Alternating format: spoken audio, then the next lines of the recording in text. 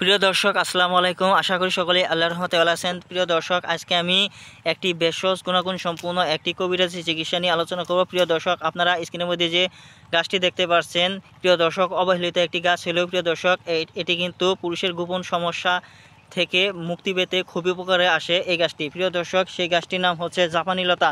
প্রিয় দর্শক, এই জাপানি লতা সেবন করার ফলে আপনাদের শরীরের মধ্যে কি পরিবর্তন ঘটবে এখন বলে দেই।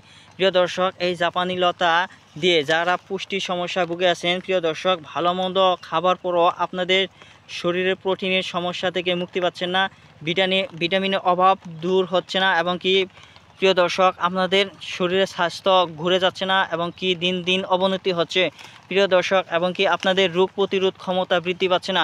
সে সকল ভাইদেরকে বলবো, যাদের রোগ প্রতিরোধ ক্ষমতা বৃদ্ধি করতে চান এবং কি রোগ থেকে রেহাই পেতে চান, তাহলে প্রিয় দর্শক আপনারা যে পাতাগুলো দেখতে পাচ্ছেন, প্রিয় দর্শক, সেই পাতাগুলো আপনাকে বড়ি করে নিয়মিত সেবন করতে হবে। বড়িগুলো কিভাবে তৈরি করবেন এখন বলে নেই। প্রিয় দর্শক, বড়িগুলো আপনাকে একটি পাত্রে সেচে নেওয়ার পর যে আঁশগুলো হবে সেই আঁশগুলো দিয়ে বড়ি তৈরি করে নেবেন। তারপর রোদে শুকিয়ে নেবেন। শুকানোর পর শক্ত হলে প্রতিদিন সকালবেলা 2টি করে খালি পেটে এই বড়িগুলো খেয়ে নেন। ইনশাল্লাহ আপনারা সমাধান পাবেন। প্রিয় দর্শক, 7 দিন সেবন করতে হবে। ধন্যবাদ আপনাদেরকে।